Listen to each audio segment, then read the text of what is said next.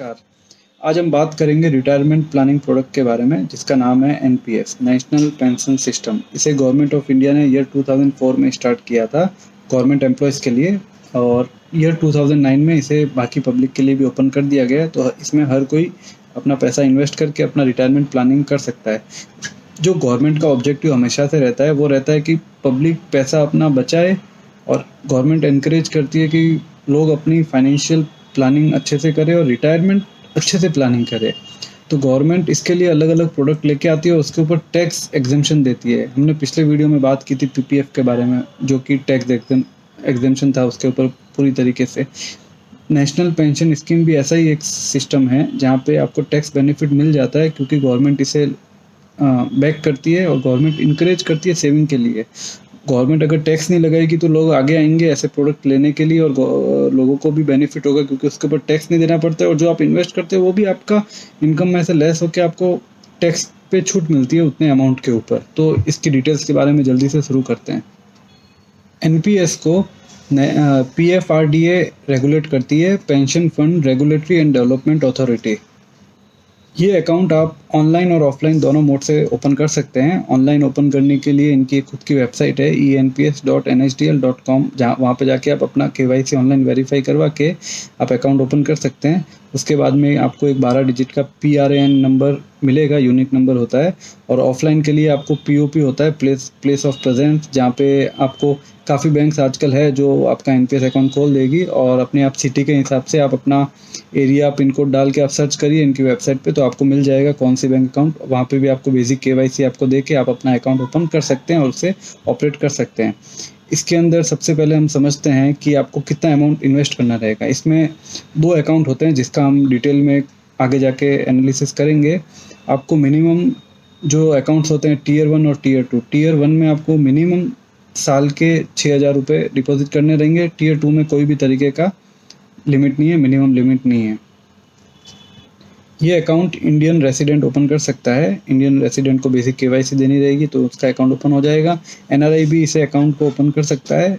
एक शर्त यही है कि इसमें एनआरआई का स्टेटस चेंज नहीं होना चाहिए अकाउंट ओपन करने के बाद में। अगर चेंज हो जाता है स्टेटस, उसका रेसिडेंशियल स्टेटस जो अगर चेंज हो जाता है तो ये अकाउंट फिर वो ऑपरेट नहीं कर पाएगा। जो बेसिक 2 डिफरेंस आते हैं टीयर 1 अकाउंट और टीयर 2 अकाउंट में, वो हम सबसे इम्पोर्टेंट है वो समझ लेते हैं। टीयर 1 अकाउंट में आपको लॉक इन पीरियड मिल जाता है, जो कि आप 65 ईयर्स तक आपको उसमें लॉक इन रहना ही रहता है, ठीक है। और टीयर 2 में ऐसा कोई भी तरीके का लॉक इन पीरियड नहीं है। वो आप सेविंग अकाउंट की तरह बेसिक जो म्यूचुअल फंड्स होते हैं ELSS के अलावा उसकी तरह आप ऑपरेट कर सकते हो, उसमें कोई भी तरीके का लॉक इन पीरियड नहीं होता है। सेकंड जो बेनिफिट है वो है टीयर 1 और टीयर 2 में जो मेजर डिफरेंस होता है वो होता है टैक्स बेनिफिट। टीयर 1 में आपको पूरा का पूरा टैक्स बेनिफिट है, मीन्स कि 1.5 लाख का जो ATC का बेसिक जो लिमिट है उसके हिसाब से आपको 1.5 लाख तक के इन्वेस्टमेंट का टैक्स बेनिफिट मिलता है। मीन्स आपकी इनकम में से आप टीयर 1 में जितना अमाउंट डालेंगे वो माइनस होगा, फिर जो नेट अमाउंट जो माइनस करने के बाद जो अमाउंट बचेगा उसके ऊपर आपको टैक्स पेमेंट करना रहेगा। जबकि टीयर 2 में ना ही आपके इन्वेस्टमेंट के ऊपर कोई छूट है, ना ही आपके रिटर्न्स के ऊपर कोई भी तरीके का है। वो रिटर्न जो आपके होंगे वो आपके टैक्स स्लैब के हिसाब से आपको उसके ऊपर टैक्स देना रहेगा।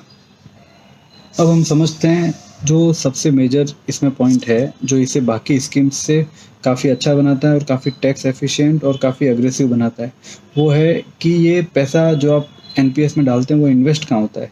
ये पैसा गवर्नमेंट इन्वेस्ट करती है इक्विटी मार्केट्स में, कॉर्पोरेट बॉन्ड्स में और गवर्नमेंट सिक्योरिटीज़ में। इनके अपने अपने रेशियोज होते हैं। बेसिकली टीयर 1 और टीयर 2 अकाउंट ये इन्वेस्टमेंट एक की जगह होता है पैसा, इसमें कोई डिफरेंशिएट नहीं है, सिर्फ टैक्स स्ट्रक्चर का और लॉक इन का आपको डिफरेंस मिलता है। तो टीयर 1 और टीयर 2 का जो पैसा है वो आपका एक ही जगह पे इन्वेस्ट होता है। अब बात करते हैं कि इक्विटी कितना, बॉन्ड्स कितने और गवर्नमेंट सिक्योरिटीज़ कितने। ये इसके भी आपको एनपीएस आपको फ्लेक्सिबिलिटी देता है। इसमें आपको एनपीएस आपको 2 ऑप्शंस देता है। सबसे पहले एक्टिव चॉइस और ऑटो चॉइस। ऑटो चॉइस में आपको कैसा रहेगा कि जब आप अपना प्रोफाइल बनाएंगे तो आपके एज लिमिट के हिसाब से, आपके रिस्क के हिसाब से वो आपको एक ऑटो चॉइस दे देगा, जिसमें आपको मैक्सिमम 75% इक्विटी एलोकेशन रहेगा अगर आपकी एज 50 साल से कम है। तो इक्विटी एलोकेशन धीरे धीरे कम हो जाता है जैसे जैसे आपकी एज बढ़ती चली जाती है। अगर आपकी एज कम है, जैसे कि मान लीजिए आपकी एज आज 30 ईयर्स है, तो आपको 60 ईयर्स तक इस अकाउंट को ओपन करना है, मीन्स आपके पास 30 साल का और समय है। तो उस केस में आपका मैक्सिमम जो इक्विटी एलोकेशन है वो 75% है। मीन्स आप 75% तक आप इक्विटी में पैसा डाल सकते हैं। क्यों? क्योंकि आपके पास लॉन्ग टर्म है। लॉन्ग टर्म होता है तो वॉलेटिलिटी एवरेज आउट करते हैं तो वो कम हो जाती है काफ़ी, उसकी वजह से काफ़ी अच्छे रिटर्न्स मिलते हैं। ऑटो चॉइस तो हमने समझ ली कि आपकी एज प्रोफाइल के हिसाब से गवर्नमेंट ने अपना एक चार्ट बना के रखा है। आपका एज प्रोफाइल के हिसाब से वो उतना पैसा उतने बॉन्ड्स और सिक्योरिटीज़ में और इक्विटी में इन्वेस्ट होता चला जाएगा।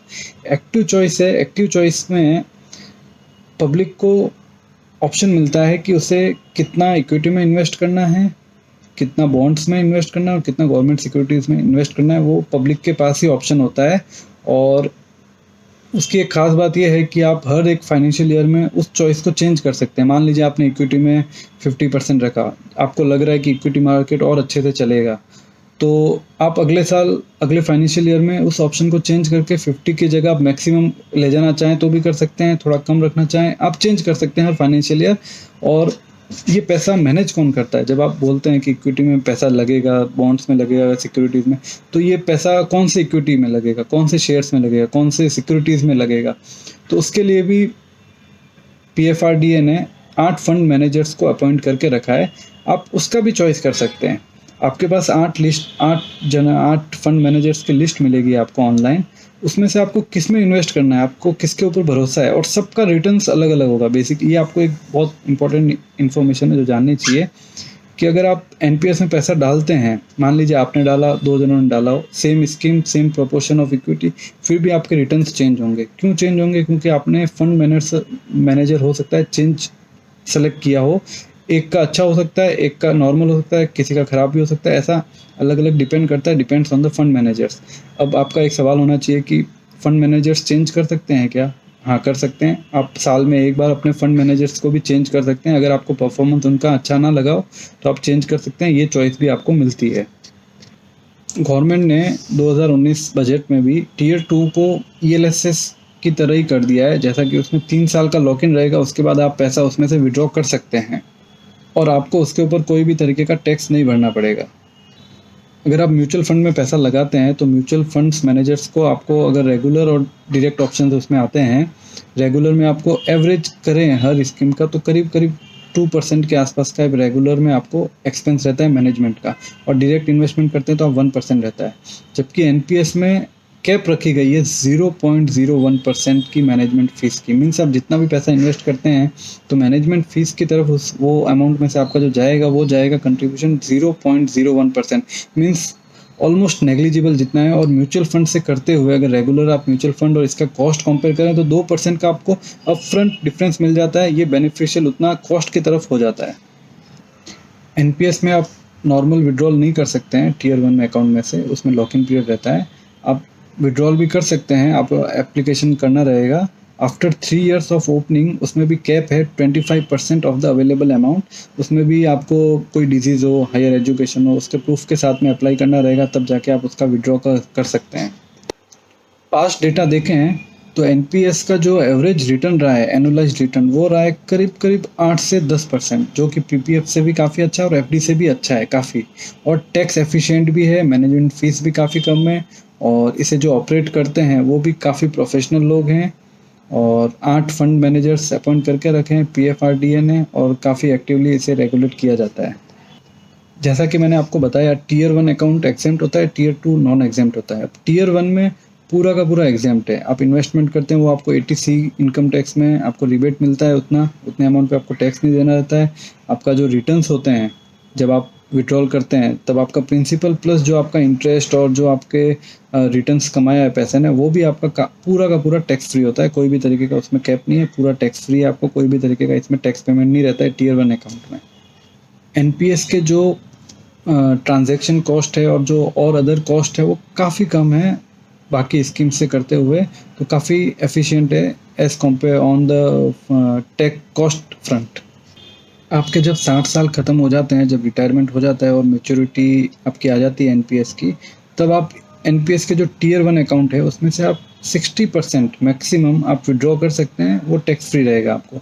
जो बाकी का 40% है वो आपको कंपलसरी एन्युटी करनी रहेगी। अब एन्युटी ये होती है कि इसमें आपको अलग अलग 8 से 10 ऑप्शंस मिल जाते हैं कि आपको आप जब 40% एन्युटी करेंगे, वो पैसा आपको कैसे लेना है वापस, मंथली आपको पेंशन मिलना चालू हो जाएगी उस केस में।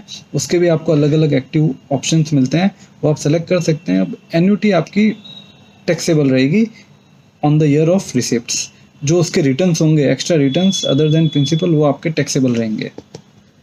अगर आप एक साल में मिनिमम इन्वेस्टमेंट करना टीयर 1 अकाउंट में भूल जाते हैं, जो कि 6,000 रुपये अगर भूल जाते हैं, तो उस केस में आपको जितने मंथ आपने, जितने ईयर आपने भूल गए हैं इन्वेस्टमेंट करना, वो प्लस 100 रुपीज़ एक नॉमिनल पेनल्टी चार्जेस होता है, वो आप पेमेंट करके अपने अकाउंट को एक्टिवेट भी कर सकते हैं। कोई भी तरीके का उसमें पैसा आपका चला जाएगा या वैसा उसमें कोई भी तरीके का नहीं है। एनपीएस में आपको लोन नहीं मिलता है, कोई भी तरीके का लोन अवेलेबल नहीं है। एनपीएस में आपकी लीगल इम्यूनिटी नहीं है जैसे कि पीपीएफ में होती है। पीपीएफ को गवर्नमेंट आपके कोर्ट केस और चल रहा हो तो उस केस में आपको अटैच नहीं कर सकते पीपीएफ अकाउंट, जबकि एनपीएस अकाउंट को अटैच किया जा सकता है। एनपीएस के टीयर 1 अकाउंट में से आप मैक्सिमम 3 विड्रॉल्स कर सकते हैं लाइफ टाइम में, और उसमें भी हर विड्रॉल के बीच में जो गैप होना चाहिए वो 5 साल का होना चाहिए। मीन्स आपने अगर आज आपने जो 25% लिमिट का मैंने आपको बताया था, तो उसके बीच में जो गैप होना चाहिए 2 विड्रॉल में, वो 5 साल का मिनिमम होना चाहिए।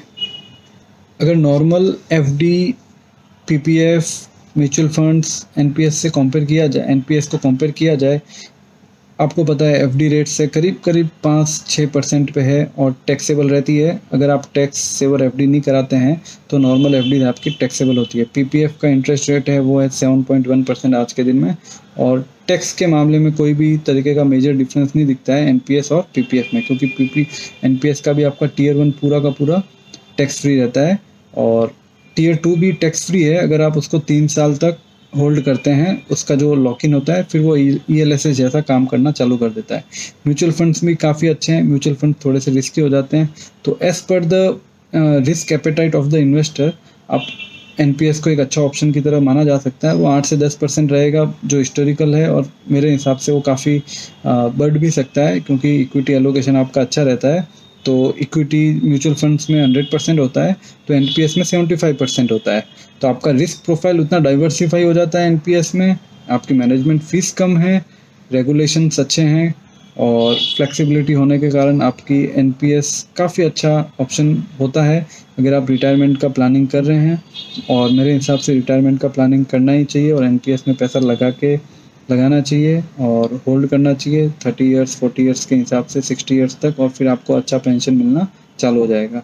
Thank you.